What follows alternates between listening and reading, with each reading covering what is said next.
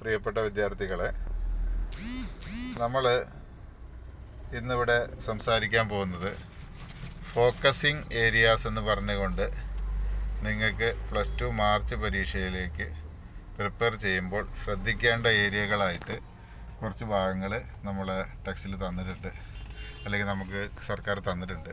അതിൻ്റെ അടിസ്ഥാനത്തിലായിരിക്കും മിക്കവാറും എക്സാമുകളൊക്കെ നടക്കാൻ പോകുന്നത്. ആ ഏരിയാസിനെ പറ്റി ഒന്ന് നിങ്ങളെ പരിചയപ്പെടുത്താൻ വേണ്ടിയിട്ടാണ്. അപ്പോൾ നിങ്ങൾ കഴിഞ്ഞ 2 ദിവസങ്ങളിലായിട്ട് ക്ലാസ്സിലേക്ക് വന്നിട്ടുണ്ടെങ്കിലും എല്ലാ കുട്ടികൾക്കും ഒരേ ടൈമിൽ ഈ ക്ലാസ് പറഞ്ഞുതരാൻ അവസരം കിട്ടിയിട്ടില്ല. അപ്പോൾ അതും കൂടിയും വേണ്ടിയിട്ടാണ് ഇന്നത്തെ ഓൺലൈൻ ക്ലാസ് ഞാൻ ഉപയോഗപ്പെടുത്തുന്നത്. ഒന്നാമത്തെ ഫോക്കസിങ് ഏരിയ ആയിട്ട് ഞങ്ങളോട് പറയാനുള്ളത്, ടെക്സ്റ്റിൽ എത്ര ചാപ്റ്റർ ഉണ്ടായിക്കോട്ടെ, നമുക്ക് മൊത്തം ഇപ്പോൾ ഇത് ചെറുതാക്കുമ്പോൾ നിങ്ങൾക്ക് കാണാം ഏകദേശം 8 ഏരിയകളാണ്, 8 ചാപ്റ്ററുകളാണ് പഠിക്കാനുള്ളത്. ആ ചാപ്റ്ററിൽ തന്നെ മുഴുവൻ ഭാഗങ്ങളും ഫോക്കസ് ചെയ്യേണ്ടതില്ല. ഇപ്പം നിങ്ങൾ ടെക്സ്റ്റിൽ ഇപ്പോൾ ബ്രിക്ക്, ബീഡ്സ് ആൻഡ് ബോൺസ് ഒന്നാമത്തെ ചാപ്റ്റർ ഹാരപ്പൻ സിവിലൈസേഷൻ ആണല്ലോ. അപ്പോൾ അതിൽ അതിൻ്റെ ഹെഡിങ് തന്നെ നോക്കുക, സബ്സിസ്റ്റൻസ് സ്ട്രാറ്റജീസ് എന്ന് പറഞ്ഞാൽ എന്താ, ഞാൻ അറിയില്ലെങ്കിൽ ഗൂഗിളിൽ മലയാളം സെർച്ച് ചെയ്ത് നോക്കുക, ഗൂഗിൾ ചെയ്യുക, മലയാളം നോക്കുക. അപ്പോൾ ഉപജീവന മാർഗ്ഗങ്ങൾ, അപ്പോൾ ഹാരപ്പക്കാരുടെ ഉപജീവന മാർഗ്ഗങ്ങൾ എന്ന് പറഞ്ഞിട്ട് ഗയാ ടെക്സ്റ്റ് തന്നെ ഉണ്ട്. പിന്നീട് മോഹൻജിദാരോ എ പ്ലാന്റ് സിറ്റി, അപ്പോൾ ഉപജീവന മാർഗ്ഗങ്ങൾ എന്നുള്ള ആ ഒരു ടോപ്പിക്ക് നമ്മൾ പഠിക്കണം നിർബന്ധമായി. അതിൻ്റെ എല്ലാ വശങ്ങളും ആ ഹെഡിങ്ങിന് താഴെ പറയുന്ന കാര്യങ്ങളൊക്കെ പഠിക്കുക.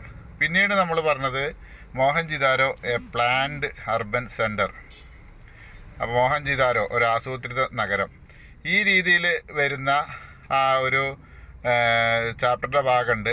അതും നമ്മൾ എന്ത് ചെയ്യേണ്ടതുണ്ട്, നോക്കേണ്ടതുണ്ട്. പിന്നീട് ആ ഹെഡിങ്ങിന് താഴെ വരുന്നത്, അതായത് അർബൻ ടൗൺ പ്ലാനിങ് ആണ് അവിടെ പറയുന്നത്. പിന്നെ സോഷ്യൽ ഡിഫറൻസസ്, സാമൂഹ്യ വ്യത്യാസങ്ങൾ, അതും ഗയൻ്റെ ടെക്സ്റ്റിൽ തന്നെ ഉണ്ട്. അപ്പോൾ അതും നമ്മൾ നോക്കേണ്ടതുണ്ട്. അതായത് ഹാരപ്പക്കാർക്കിടയിൽ സാമൂഹ്യ വ്യത്യാസം ഉണ്ടായിരുന്നോ, അവരുടെ ശവസംസ്കാര രീതികളും അവരുടെ ലക്ഷൂറിയസ് ഗൂഡ്സിൻ്റെ ഉപയോഗവും ഇതിനൊക്കെ അടിസ്ഥാനമാക്കി എങ്ങനെ ഹാരപ്പക്കാർക്കിടയിൽ സാമൂഹ്യ വ്യത്യാസം ഉണ്ടായിരുന്നു എന്നുള്ളത് നമുക്ക് ജസ്റ്റിഫൈ ചെയ്യാൻ പറ്റും എന്നുള്ളതാണ് അവിടെ നിങ്ങൾ എഴുതേണ്ടത്. അവരുടെ ക്രാഫ്റ്റ് പ്രൊഡക്ഷനെ പറ്റിയിട്ടാണ് അടുത്തത്. ക്രാഫ്റ്റ് എന്ന് പറഞ്ഞാൽ എന്താ, കരകൗശല ഉൽപ്പാദനം.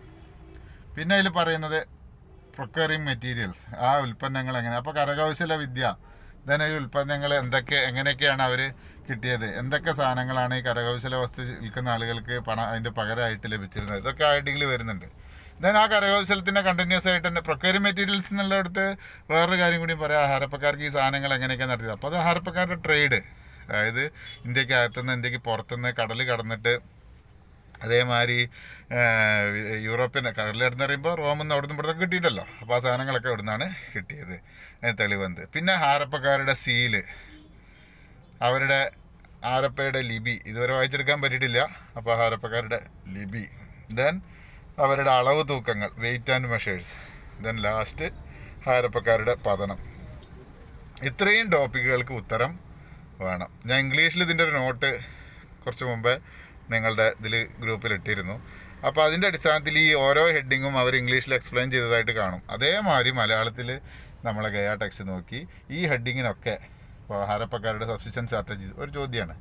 അടുത്തത് മോഹൻജിദാരോ ഒരു പ്ലാന്റ് സിറ്റിയാണ്, അർബൻ സെൻ്ററാണ്, എന്തുകൊണ്ട്, എങ്ങനെ, അതൊരു ചോദ്യം. അതിനുത്തരം ഹാരപ്പൻ നഗരാസൂത്രണം അവിടെ എഴുതണം. ദെൻ ഹാരപ്പക്കാരുടെ സോഷ്യൽ ഡിഫറൻസ്, അവർക്കിടയിൽ സാമൂഹ്യ വ്യത്യാസം ഉണ്ടായിരുന്നു, എന്തിൻ്റെയൊക്കെ അടിസ്ഥാനത്തിൽ ഉണ്ടായിരുന്നു എന്ന് പറയണം. ശവസംസ്കാര രീതി, അതേമാതിരി അവരുടെ വീടുകളുടെ നിർമ്മാണം, ചെറിയ വീടും വലിയ വീടും, പിന്നെ അവരുടെ അലങ്കാര വസ്തുക്കൾ അല്ലെങ്കിൽ ലക്ഷൂറിയസ് ഗുഡ്സ്, വിലപിടിപ്പുള്ള പ്ലേറ്റുകളും മറ്റൊക്കെ ചില ഭാഗത്ത് മാത്രമേ കിട്ടിയുള്ളൂ. അതിൻ്റെയൊക്കെ അടിസ്ഥാനത്തിൽ നമുക്ക് എന്താ പറയുക, അവർക്കിടയിൽ സോഷ്യൽ ഡിഫറൻസ് ഉണ്ടായിരുന്നു. അടുത്ത് പിന്നെ അവരുടെ ക്രാഫ്റ്റ് പ്രൊഡക്ഷനും അല്ലെങ്കിൽ കരകൗശല ഉൽപ്പന്നങ്ങളും, ചിപ്പി കൊണ്ടുള്ളതും എന്തൊക്കെ സാധനങ്ങൾ ഉണ്ടാക്കിയെന്നൊക്കെ ഞാൻ വോയിസ് ഓൾറെഡി തന്നതാണ്, ഒന്നും കൂടി ഞാൻ ഇപ്പോൾ തരാം. ദെൻ അവർ പ്രൊക്യൂറിങ് മെറ്റീരിയൽ എന്ന് പറഞ്ഞാൽ ഈ ഉൽപ്പന്നങ്ങൾ അസംസ്കൃത വസ്തുക്കൾ എവിടെ നിന്നൊക്കെയാണ് കിട്ടിയത്, അതായത് ഇന്ത്യയിൽക്കകത്ത് തന്നെ ആൾക്കാരെയൊക്കെ പറഞ്ഞയച്ച് എവിടെ നിന്നൊക്കെയാണ് വസ്തുക്കൾ വില കുറഞ്ഞ് എളുപ്പത്തിൽ എത്തിക്കാൻ പറ്റുക എന്നൊക്കെ അന്വേഷണ യാത്രകളൊക്കെ നടത്തിയതിന് ശേഷം ആ സ്ഥലത്ത് പോയി താമസിച്ചിട്ടൊക്കെ പിടിച്ചെടുത്തിട്ടുണ്ട്. അതൊക്കെയാണ് അവിടെ പറയുന്നത്. ദെൻ ഹാരപ്പൻ സീലുകളെ പറ്റിയിട്ട് പറയുന്നുണ്ട്. അപ്പോൾ ഈ ഹാരപ്പൻ സീൽസ് എന്നിട്ട് ഒരു ഹെഡിങ്ങിടെ അതിന് ഉത്തരം എഴുതണം. അതിൻ്റെ സീലിനെ പറ്റി ടെക്സ്റ്റ് പറയുന്ന കാര്യങ്ങളൊക്കെ നമ്മൾ എഴുതിയേക്കണം. ഹാരപ്പൻ സ്ക്രിപ്റ്റ് ഇതൊരു നിഗൂഢ ലിപിയാണ് എന്ന് പറയുന്നുണ്ട്. അപ്പോൾ ആ നിഗൂഢ ലിപി എന്നുള്ള ഹെഡിങ്ങിൽ തന്നെ ഹാരപ്പൻ ലിപിയെ പറ്റി ഇവിടുന്ന് എന്തൊക്കെ ഉപയോഗിക്കുന്നത്, എന്തൊക്കെ ചിഹ്നങ്ങൾ ഉപയോഗിക്കുന്നുണ്ട്, അക്ഷരങ്ങൾ ഉപയോഗിക്കുന്നുണ്ട്, ആ ഡീറ്റെയിൽസാണ് അവിടെ നിങ്ങൾ പറയേണ്ടത്. ദെൻ വെയിറ്റ് ആൻഡ് മെഷേഴ്സ്, അവർ അളവ് തൂക്കങ്ങൾ ഉപയോഗിച്ചിരുന്നു അല്ലേ. ഈ സീലും വെയിറ്റ് ആൻഡ് മെഷേഴ്സായിട്ട് ബന്ധപ്പെടുന്നതാണ്. അപ്പോൾ അതും അതിൽ പെടുത്തണം. ഏറ്റവും അവസാനം ഹാരപ്പക്കാരുടെ പതനം. ഈ രീതിയിൽ ഈ പറയുന്ന ഹെഡിങ്ങുകൾക്കൊക്കെ ഓരോ ഉത്തരം വേണം. ഇതാണ് നമ്മൾ ഇനി നിങ്ങൾക്ക് ടൈം ടേബിൾ ഒന്ന് രജീഷ് മാഷ് ഇടും.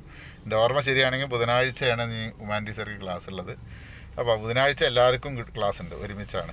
ഒരുമിച്ച് മീൻസ് 3 ക്ലാസ്സാക്കി ഇരുത്തിയിട്ടാണ് തരിക. അപ്പോൾ 3 ക്ലാസ്സിലും എനിക്ക് തോന്നുന്നു എൻ്റെ ടൈം ടേബിൾ വരുന്നത് വ്യാഴാഴ്ചയാണ്. അപ്പോൾ വ്യാഴാഴ്ചത്തേക്ക് എന്തൊക്കെ പഠിക്കണം, എന്താണ് ചെയ്യേണ്ടത് എന്നുള്ളതാണ് ഇപ്പം ഇന്ന് തരുന്നത്. അപ്പോൾ നാളെ നിങ്ങൾക്ക് തീരെ ക്ലാസ് ഇല്ല. ബുധനാഴ്ച എൻ്റെ ക്ലാസ് ആയിക്കോളന്നില്ല, പക്ഷേ വ്യാഴാഴ്ച എൻ്റെ ക്ലാസ്സിൽ നിങ്ങൾ വ്യാഴാഴ്ച ഉച്ചയ്ക്ക് ശേഷം തോന്നുന്നു എൻ്റെ ക്ലാസ്സിന് വരുന്ന സമയത്ത് ഹാരപ്പൻ സിവിലൈസേഷൻ എന്ന് പറയുന്ന ഈ ടോപ്പിക്കിൻ്റെ ഈ ഹെഡിങ്ങുകൾക്കൊക്കെ തന്നെ ഉത്തരം വേണം. അവരെ സബ്സിസ്റ്റൻ ചാർജ്, ഉപജീവന മാർഗ്ഗങ്ങൾ എന്തൊക്കെയായിരുന്നു, കൃഷി ഉണ്ടായിരുന്നോ, അതിനുള്ള തെളിവുകൾ എന്തൊക്കെയാണ്, കാളേന ഉപയോഗിച്ച തെളിവുകൾ, നിലമൊഴുത തെളിവുകൾ, അവരെന്തൊക്കെ സാങ്കേതികവിദ്യ ഉപയോഗിച്ചിരുന്നു, എന്തൊക്കെ ഉൽപ്പന്നങ്ങളാണ് കൃഷി ചെയ്തിരുന്നത്. അപ്പോൾ സബ്സിസ്റ്റൻ സ്ട്രാറ്റജീസിൽ എന്തൊക്കെ വേണം, അവരുടെ കൃഷി സാധനങ്ങൾ മാത്രം പോരാ, ഉപജീവന മാർഗ്ഗങ്ങൾ എന്ന് പറയുമ്പോൾ അവരെന്തൊക്കെ കൃഷി എന്തൊക്കെ ചെയ്തോ, മീനം പിടിച്ചിരുന്നോ, എന്തൊക്കെ കാര്യങ്ങളാണ് ചെയ്തിരുന്നത്, മൃഗങ്ങളെ ഇണക്കി വളർത്തിയിരുന്നതൊക്കെ പറയുന്നതിൻ്റെ ഒപ്പം അതിൻ്റെ തെളിവുകൾ, അതിൻ്റെ സാങ്കേതികവിദ്യ എന്നുള്ള ഭാഗത്ത് കൂടി പറയുന്നുണ്ട്. അത് രണ്ടും കൂടി കൂട്ടിച്ചേർക്കണം. അപ്പോൾ ഉപജീവന മാർഗ്ഗങ്ങളും സാങ്കേതികവിദ്യകളും ഒരുമിക്കുമ്പോഴാണ് ഉപജീവന മാർഗ്ഗങ്ങളാവുള്ളൂ. ദെൻ മോഹൻജദാരോ പ്ലാന്റ് സിറ്റി എന്ന് പറഞ്ഞ കാര്യം, ഞാൻ പറഞ്ഞ കാര്യങ്ങളൊക്കെ ഹാരപ്പൻ സ്ക്രിപ്റ്റ്, സീല്, ഇതൊക്കെ നമ്മൾ മര്യാദയ്ക്ക് വെയിറ്റ് ആൻഡ് മെഷേഴ്സ്, അങ്ങനെ തകർച്ച വരെയുള്ള കാര്യങ്ങൾക്കുള്ള ഉത്തരം വേണ്ടി. ദെൻ ഓൾറെഡി എടുത്തു കഴിഞ്ഞ അടുത്ത ചാപ്റ്ററാണ് കിങ്സ്, ഫാർമേഴ്സ് ആൻഡ് ടൗൺസ്. അതിൽ ഏതൊക്കെ ഹെഡിങ്ങൾക്ക് ഉത്തരമാണ് വേണ്ടതെന്ന് ചോദിച്ചു കഴിഞ്ഞാൽ, 1 റൈസ് ഓഫ് മഗധ, മഗധയുടെ അല്ലെങ്കിൽ മഗധ ഒരു സാമ്രാജ്യമായി മാറുന്നതിനുള്ള കാരണങ്ങൾ ഒരു ചോദ്യമായി. നമ്മൾ ഓൾറെഡി നോട്ടൊക്കെ എഴുതിയതാണ്, ഞാൻ പറഞ്ഞതാണ്. മഗധയുടെ വളർച്ചയ്ക്കുള്ള കാരണങ്ങൾ. 2 മൗര്യൻ എംപയർ. പിന്നെ ന്യൂ നോഷൻസ് ഓഫ് കിങ്സ്, രാജാവിനെ പറ്റിയിട്ടുള്ള പുതിയ അഭിപ്രായങ്ങൾ. ദെൻ അന്നത്തെ ട്രേഡ്, ടൗൺ ആൻഡ് ട്രേഡ്, അന്നത്തെ നഗരങ്ങളെ പറ്റിയിട്ടും ഒക്കെ. ദെൻ ലിമിറ്റേഷൻസ് ഓഫ് ഇൻസ്ക്രിപ്ഷൻസ്, അതായത് ശിലാലിഖിതങ്ങളുടെ പരിമിതികൾ. ഇത്രയും കാര്യങ്ങളാണ് അതിൽ ഹെഡിങ് വേണ്ടത്. ഇങ്ങനെ ഓരോ ചാപ്റ്ററും ഇപ്പോൾ ഓൾറെഡി ഇതിൽ 8 ഉണ്ടെങ്കിൽ 4 തിങ്കേഴ്സ് ആൻഡ് ബിലീവ്സ് നമ്മൾ എടുത്തു കഴിഞ്ഞതാണ്. ത്രൂ ദ ഐസ് ഓഫ് ടാബ്ലേഴ്സ് നമ്മൾ എടുത്താണ്. ഇതിൻ്റെ ഈ ഹെഡിങ്ങിൽ കാണുന്ന ഓരോന്നിനും നമ്മൾ ഷോർട്ട് നോട്ട് എഴുതി ഉത്തരം ഉണ്ടാക്കി പഠിക്കുക എന്നുള്ളതാണ് ഇപ്പോൾ നിങ്ങൾ ചെയ്യേണ്ടത്. ഇപ്പോൾ ഏകദേശം ഒരു ഐഡിയ നിങ്ങൾക്ക് മനസ്സിലായിട്ടുണ്ടാവും. ബാക്കി കൂടുതൽ ഞാൻ അടുത്ത ഓഡിയോയിൽ വിടാം.